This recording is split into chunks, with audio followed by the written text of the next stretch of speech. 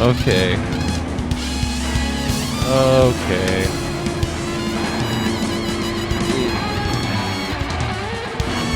Okay. I can see why people talked about this.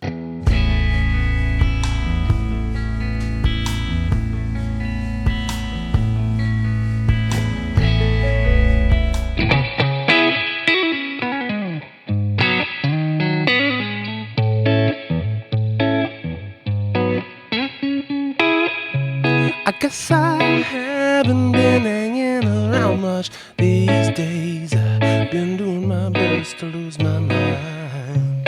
Yeah, I know I'm kinda scattered in what to say, but it never hurts to see you smile. Ooh, girl, you know you put me in flame, but I love you like a river. Ooh, you gonna keep me away, but I love to watch you shiver, stand there like a sinner. Ooh, we can't keep going this way. Yeah. Hey guys, so that was the first part of a song that I've written that doesn't have a title yet. But anyway, that's what I'm working on right now. It should hopefully serve as proof that I can play the guitar and sing. Perhaps not as well as some, perhaps better than others. Who knows? Doesn't matter. Welcome back to my channel. Do not worry. By the way, everybody, as we embark on today's video, it will not be Taylor Swift, but I am coming back to Taylor Swift. I have not abandoned Taylor Swift in any way, shape, or form. I just figured, let's give her a break for a video, and I heard about this other video coming on, and I figured, let's take a look at that. So today we will be watching Phoebe Bridgers' I Know the End from her SNL performance, I believe last year, or whatever it was. Now, I have not seen this performance in its entirety. I watched a little part of it just to make sure it was actually, you know, them playing the instruments. But I do know what happens at the end. Okay, I've heard what happens at the end. My guess is you've heard what's happened at the end. I'm not going to spoil it if you haven't. Okay, so ironically, this song is called I Know the End. We all know the end of this song. Once again, Phoebe Bridgers. The guy from Schitt's Creek.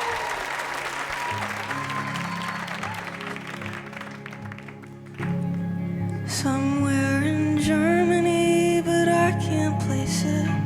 Man, I hate this part of Texas. Close my eyes, fantasize. 3 clicks and I'm home. When I get back, I'll lay around, then I'll get up and lay back down. Romanticize a quiet life. There's no place like my room. And you had to go. I know.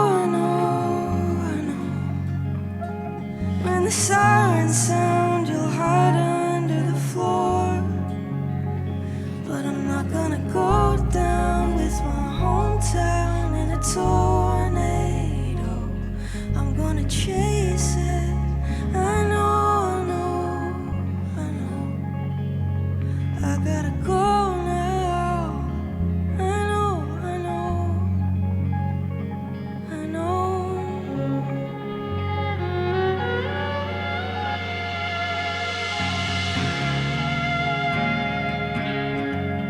Okay, I'm going to pause it there.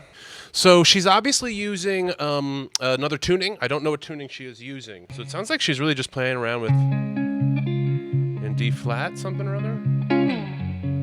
F sharp. Let's talk about the things I really love first of all. One, I love the instrumentation. The violin comes in, I think, maybe a hair flat. Violin is maybe the most difficult instrument to play. I mean, there's a lot of people who, this is an active conversation. It takes a very, very long time to sound even passably good on a violin. So they'll flatten out often. But she also, I think, is playing in a new key coming in and kind of setting up a midway point in the song, like a shift change. I also love the horns. I love the way the horns are coming subtly in over the kind of layered guitar. There's definitely other guitar players on stage. I can't tell where or what, but they're really layering in those kind of tunings of the different guitars over each other. Sounds very kind of eclectic. Immediately I'm reminded of Bon Iver. I'm even reminded of somebody kind of like Tori Amos, somebody who kind of puts just like loves to layer those sweet kind of notes in her voice over each other.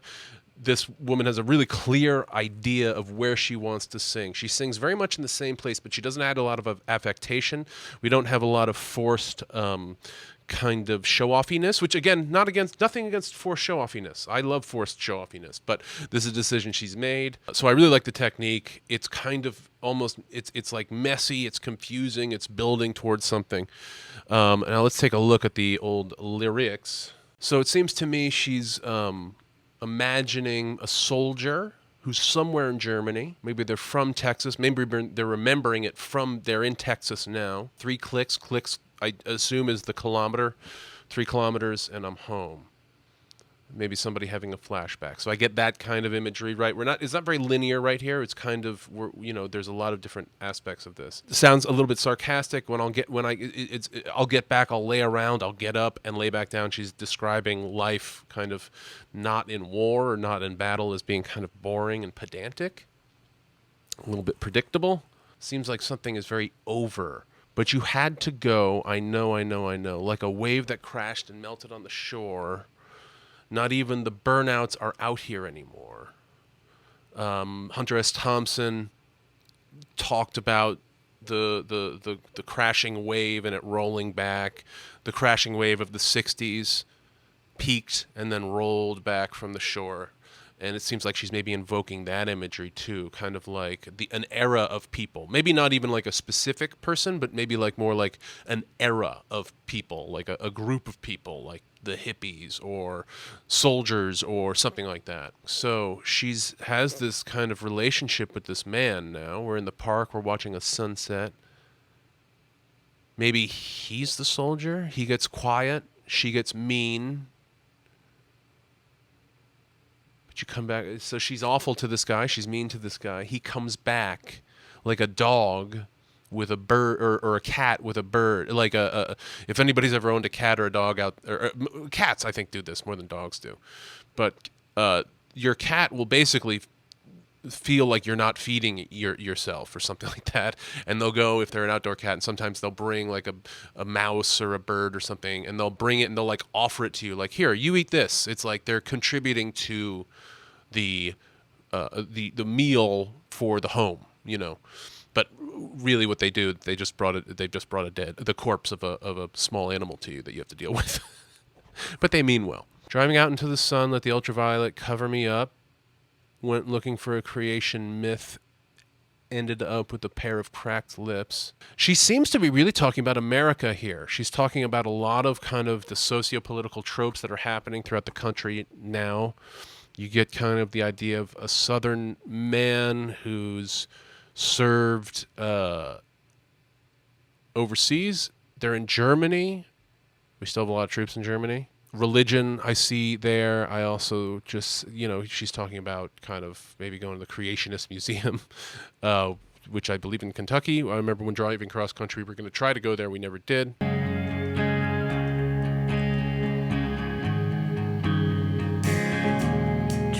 out into the sun, let the ultraviolet cover me up. When looking for the creation myth, ended up with a pair of cracked lips. Windows down, scream along to some America First rap country song. Slaughterhouse, an outlet mall, slot machines, fear of God. Windows down, heater on, big bolts of lightning hanging low over the coast. Everyone's convinced it's a government drone with alien spaceship away. They're not alone. I'll find a new place to be from. A haunted house with a picket fence to float around. A ghost, my friends. No, I'm not afraid to disappear. The billboard said the end is near. Turn around, there is nothing there. I love that. I love those horns. I guess the end is here.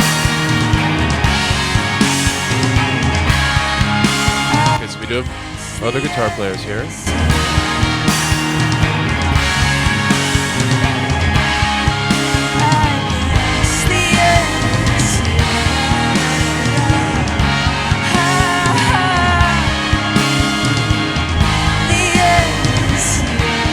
Windows down, scream along to some America First rap country song. So kind of like Da Baw with Da Baw guys, the Kid Rock kind of stuff that I guess she doesn't like.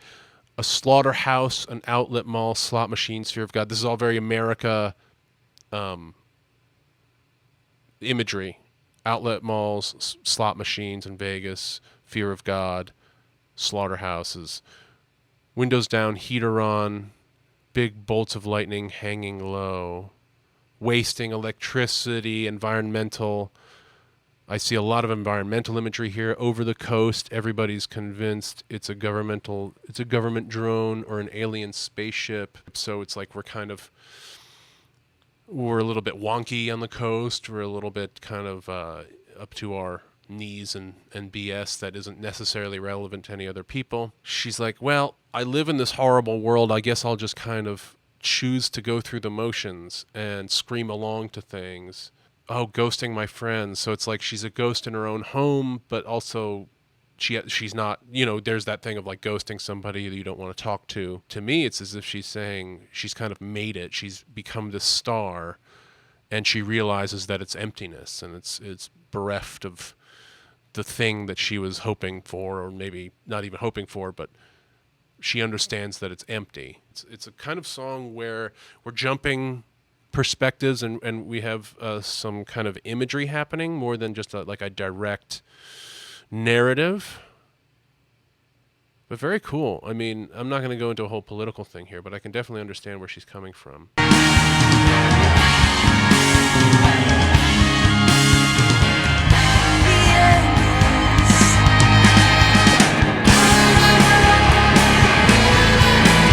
Okay, key change a little bit. They do like a...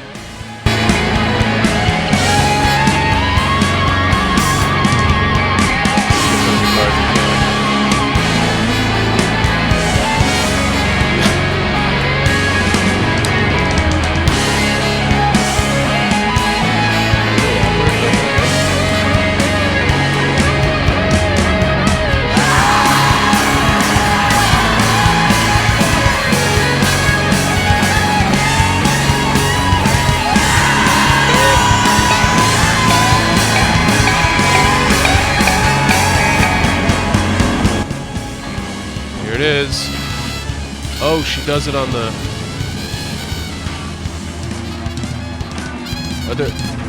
They had sparks.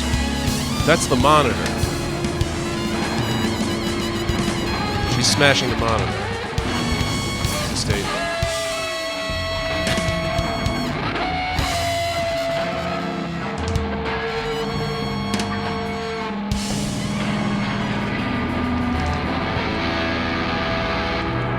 He's been begging me for a while.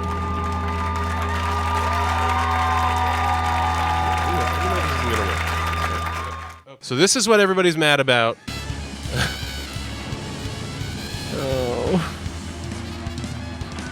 Okay. Okay.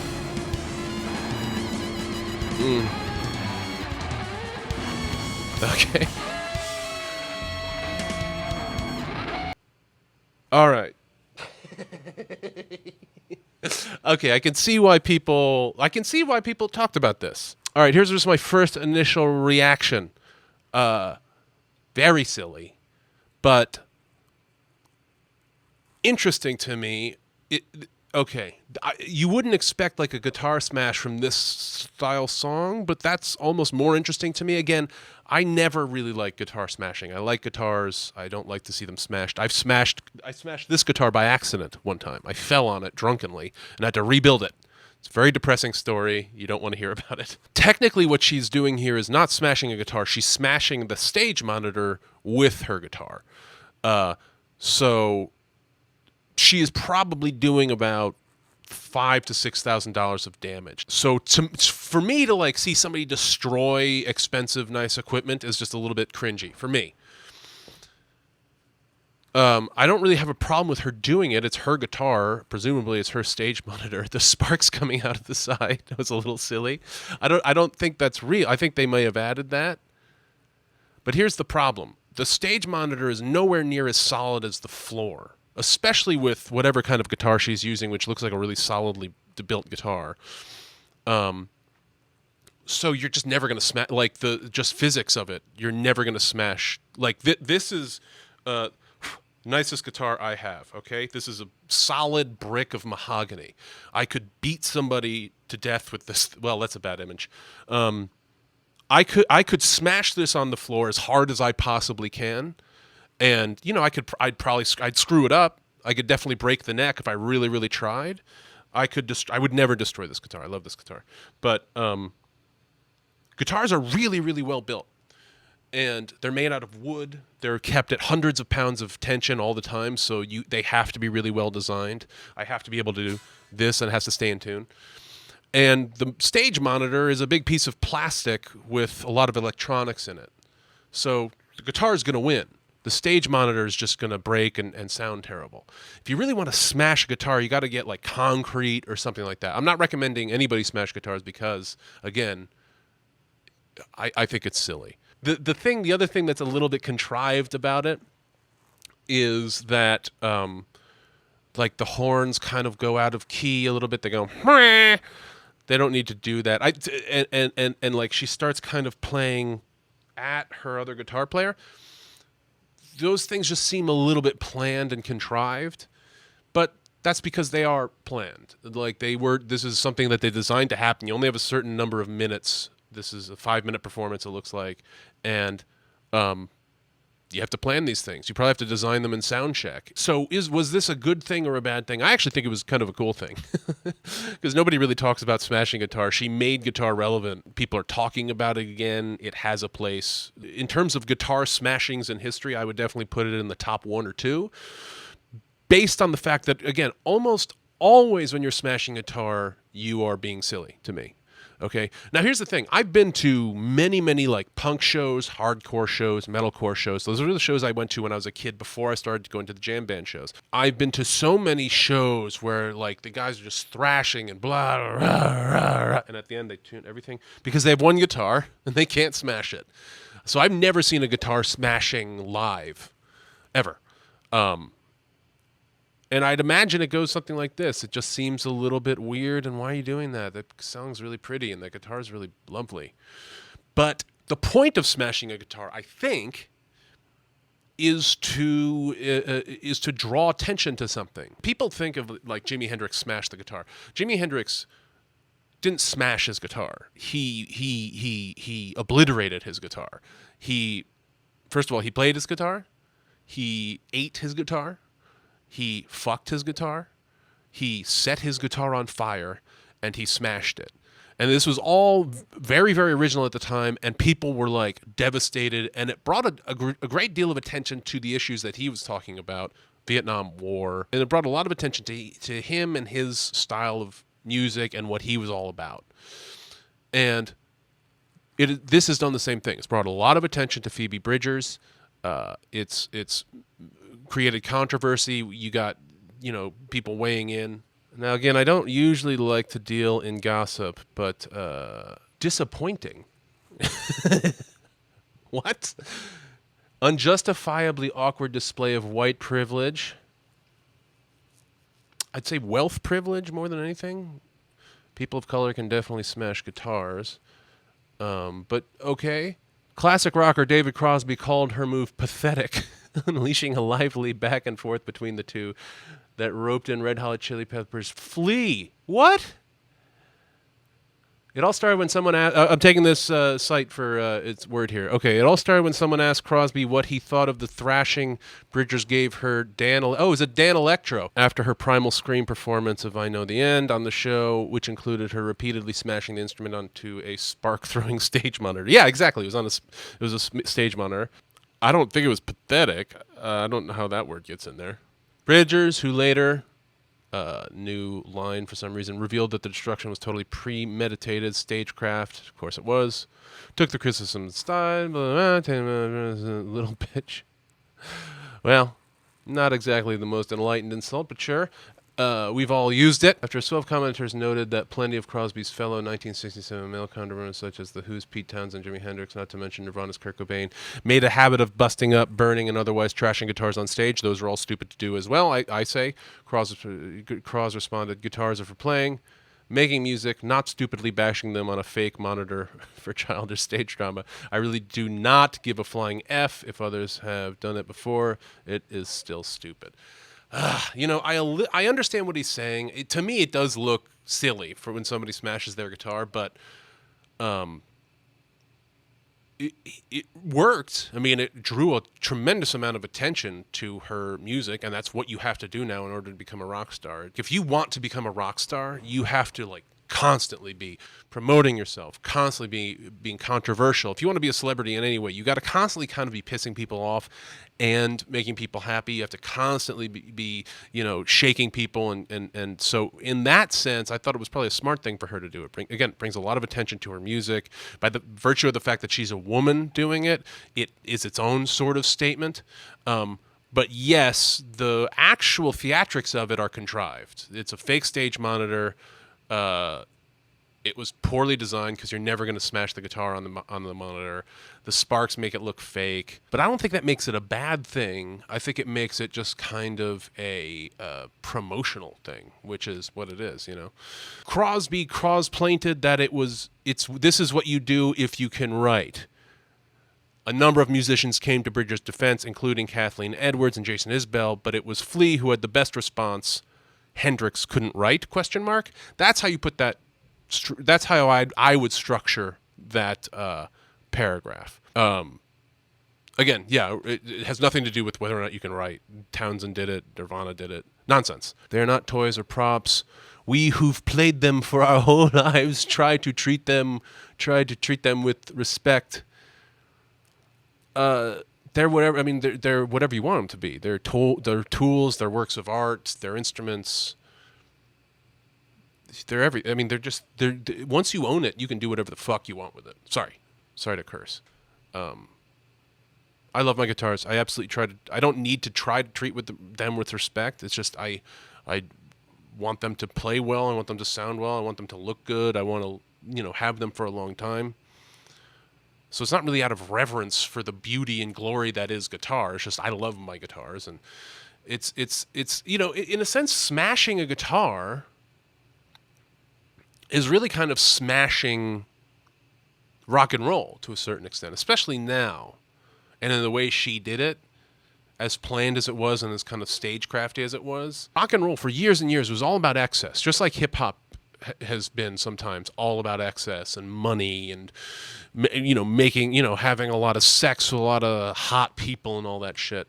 And in a sense, when you smash a guitar, especially when you do it like on the SNL stage with all of its like fake kind of esoteric nonsense on the stage, and it's kind of planned like that. To me, it really actually seems like it draws attention to the absurdity of what a lot of rock and roll is, which is kind of stagecraft. So was it contrived? Yes. Was it a little cringy? Yes. But I think ultimately it's probably one of the cooler, more interesting times that somebody has smashed a guitar. Sparked debate, sparked discussion, brought attention to her music. That's kind of what guitar smashings are designed to do. They're exclamations of anger, but they're also very kind of staged moments. So I don't begrudge Phoebe Bridgers at all. I think she should be laughing all the way to the bank on this, frankly. All right, so next time there will be more Taylor Swift. Thank you guys for checking out this video. Check out my channel for other reactions, all kinds of gear reviews, all kinds of backing tracks, all kinds of different fun stuff over there. More of me, the great and wonderful me. If you want to get these videos at least 12 to 24 hours, sometimes it's like 48 hours before, depending on whether or not my videos get claimed. Head over to my Patreon for $3. You get everything as soon as I uploaded it. and there'll be exclusive stuff on there that you won't be able to get here. There's also going to be my own music that I put up there eventually, not immediately. Eventually, I have to... Whew, that's a tough one. But anyway, in the meantime, thank you so much for checking out this video. I hope I did not enrage you with my opinions. If I did, please be respectful and disagreeing with me and each other in the comments. And until next time, keep playing.